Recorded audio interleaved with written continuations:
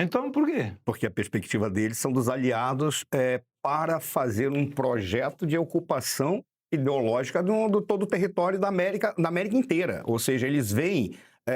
Aquilo foi divulgado como Foro de São Paulo. O Foro de São Paulo nunca morreu. As pessoas imaginavam que o Foro de São Paulo tinha morrido. Não, ele recuou, foi para o México, criou o Grupo de Puebla, que era o mesmo Foro de São Paulo, Sim. mudou a tática e a estratégia que eles estavam usando, passaram a aplicar os processos de manifestações por inclusão social. Quem denunciou isso foi o Álvaro Uribe. Na Colômbia, que ele disse, mudou-se a estratégia para deixar de ser uma ação direta revolucionária para aquilo que ele chamou, como é que ele falou? Ele falou ação revolucionária dissipada, alguma coisa assim.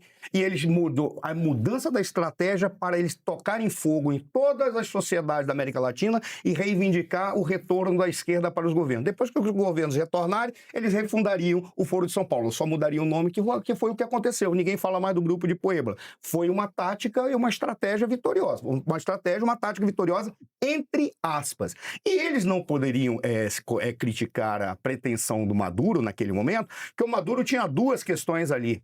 Ele precisava tocar fogo nas eleições que iam acontecer imediatamente, então ele estava brincando com todo respeito àqueles militares. Não, está brincando aqueles militares argentinos, quando quiseram trazer o problema das Malvinas num momento em que eles estavam em decadência. Claro. Imaginando que eles iam unir a sociedade, tanto que quando eles foram fazer o plebiscito, tinha 1/3 do eleitorado foi participar do plebiscito para apoiar ou não a invasão da Guiana Essequiba. Esse é o nome que eles dão, que corresponde a 2/3 dos territórios da Guiana, que, curiosamente, tinham sido acabado de descoberto algumas reservas de petróleo e gás natural que seriam incorporados na Venezuela e aumentar a quantidade de receitas que eles teriam para fazer a política externa que eles têm. A política externa deles é muito simples, de compra de aliados. É assim que eles trabalhavam. E aí, por que a esquerda, simplesmente a esquerda não fala nada? Porque estava da perspectiva de manter o foco. Olha um dado que é importantíssimo. Quando foi falado a questão dos marqueteiros terem ido lá para fazer a campanha do Maduro. Sim. Não tem vou pegar o teu editorial de ontem. Não tem problema em que um profissional vá fazer um marketing político em qualquer lugar. Isso não tem problema, ele é um profissional. O problema é o sigilo e a fonte de recursos que está sendo usado. Porque, curiosamente, além de ser o dinheiro roubado do povo venezuelano, pode ser o dinheiro roubado do povo brasileiro. Porque parte dos recursos decorre de projetos de desenvolvimento que saíram de bancos de fomentos brasileiros para os venezuelanos para construir porcarias e parte desse dinheiro eram desviados. Há notícias que são divulgadas a esse respeito. Por favor, ministro, se porventura o senhor acha que eu estou falando uma bobagem, acabe com todas as notícias de jornais que tratavam disso a respeito de bancos de fomento brasileiros que botavam dinheiro para lá. E aí, a que a gente tem? É óbvio que esses caras, eles utilizavam esses dinheiros para comprar aliados e comprar profissionais, para que você tenha noção. Se existe a suspeita de que eles botaram dinheiro para fazer eleições, que foi falado aqui, o Ollanta Humala, na primeira disputa eleitoral para a presidência da República no Peru, foi impedido de participar. Por quê? Porque eles identificaram milhões de dólares que caiu na conta do partido do Ollanta Humala no Peru para defender exatamente a política bolivariana do Hugo Chávez. E para isso ele estava sendo candidato à presidência da República. O Ollanta Humala, depois de ter sido afastado, ele volta 2 ou 3 eleições depois e foi eleito presidente da República. Sabe quem que o elegeu para presidente da República? Por exatamente os marqueteiros do PT, que foram contratados pelo Ollanta Humala. Os marqueteiros, esses dois, não sei se foram outros, mas esses dois, quando estiveram em Angola, apanharam em Angola. Sabe por qual razão? Porque em Angola os caras dizem, peraí, a gente está fazendo marketing eleitoral, vem esses caras profissionalizados para fazer tudo o que eles estão fazendo aqui, inclusive utilizando argumentos que a gente não tem capacidade, porque a gente trabalha com fatos. Eles trabalham com narrativas. Eles correram o risco de levar uma surra na rua. E aí a gente vê, isso é a realidade. Essa é a razão pela qual eles não ficaram contrapostos à questão da Guiana Essequiba. A Rússia, ela tinha a concessão para exploração de 4 campos de petróleo. Eu tinha perguntado para o Marcos Troiro acerca dos investimentos chineses na Venezuela. Ele falou, tirando os investimentos zero, dava 20 bilhões. Chegou a ter relatórios uma década atrás, durante o governo... uma década atrás, durante o governo Chávez, uma década e meia atrás, de que a China tinha vem investindo entre 80 e 120 bilhões na Venezuela para trabalhar com setores da economia junto com a PDVSA, que a PDVSA é a grande holding da Venezuela, e também para fazer a exploração de petróleo. O petróleo já estava nas mãos de 2 países, pelo menos. E agora vai mudar. Mas tem uma série... Eu vou usar um ditado, que é um ditado eslavo. Eles sempre falam isso rindo do Ocidente, né? Os ocidentais dizem assim, depois da tempestade vem a bonança. Os eslavos, eles falam, depois da tempestade vem a enchente.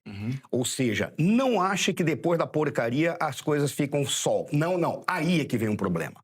Qual é a grande questão? E esse é o questionamento que eu faria, eu acompanharia. O Trump retirou o Maduro. O Maduro, ele é simbólico. E ele representava ali uma tentativa de articulação daquele governo, que é um governo ilegítimo. Totalmente legítimo. A Delcy também. Todos também. Aí você coloca a Maria Corina Machado. Ok, a Maria Corina vem. Ela vem com toda a ênfase e com todo o ímpeto de uma liderança concreta. Ela é uma líder concreta da Venezuela. Como foi o Guaidó, e como é o Guaidó, como foi o Leopoldo, como é o Leopoldo, como é o Capriles e como é o Edmundo, mais ou menos, tá? Aí eles vão chegar para ocupar uma máquina que 70% dessa máquina está comprometida com o Maduro. Qual é o primeiro problema que isso vai gerar? Possibilidade de golpes sobre golpes e uma guerra civil. O que vai exigir dos Estados Unidos? Uma invasão do território. E o Trump não pode correr esse risco. Se ele correr esse risco, o que ele faz? Ele vai acabar levando pancada dos seus eleitores e no Congresso,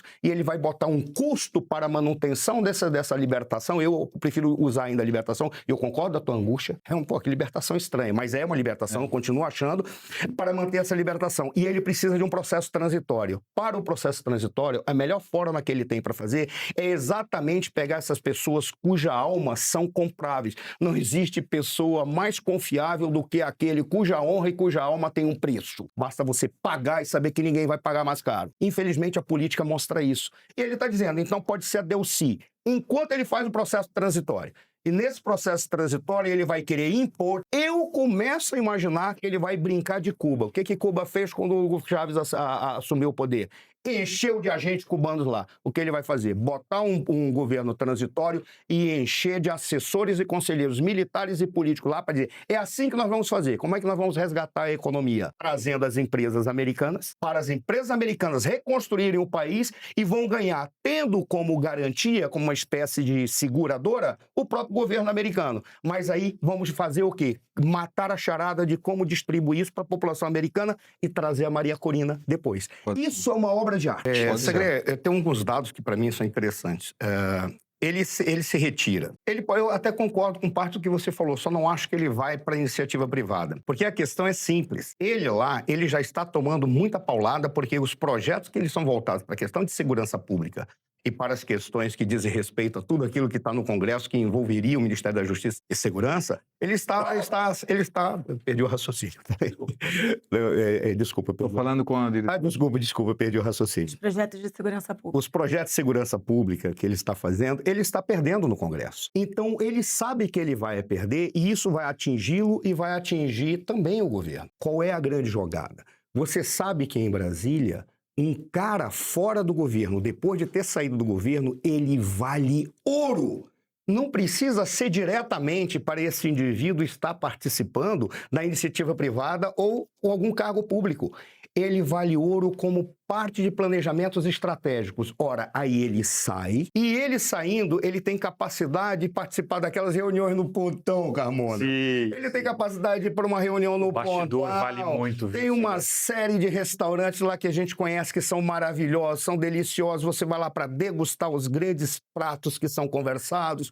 Então lá, e isso é muito importante. De repente ele sai para ser uma espécie de consigliere para apresentar os elementos essenciais para os planejamentos estratégicos que vão ser feitos para a eleição que virá, inclusive para resolver problemas do Bolsonaro. Por exemplo, eu imaginava que a morte do Bolsonaro era o melhor elemento para o STF. Por quê? Porque ia trazer um caos na oposição. Só que eles cometeram vários erros, dentre eles eles passaram a torturar o Bolsonaro. Hoje a morte do Bolsonaro é um problema. Então é muito melhor ele ter o Bolsonaro sob tortura e humilhação constante do que permitir que ele morra neste momento. é melhor que ele morra depois, para esses caras que estão lá, porque aí já resolveu o problema. Eles estão com um problema que eles criaram porque eles não foram suficientemente ágeis. Aí vem a questão do Lewandowski. O Lewandowski participou do impeachment da Dilma, foi o cara que rasgou a Constituição pela primeira vez, literalmente diante de todo mundo. Foi o Lewandowski. Rasgou a Constituição. Participou da Lava Jato. Participa do governo Lula, fusão STF-Executivo. Ele sai e está dizendo, eu sou o consigliere master. Ele pode até não cobrar para isso agora, ele pode cobrar depois. Ele pode simplesmente dizer, eu posso dizer qual é o mapa do caminho. Estando no governo, ele não pode, porque qualquer pessoa que ele receber no seu gabinete, essa pessoa vai ser investigada, vai ter confusão, fofoca, aí ele sai. Pode ser uma manobra estratégica, diferente do Haddad. O Haddad sai e diz assim, eu quero ser o coordenador de campanha. Conversa fiada. O Haddad está saindo porque ele só quer decidir se ele vai sair para o Senado ou para o governo do Estado. O governo do Estado, ele perde.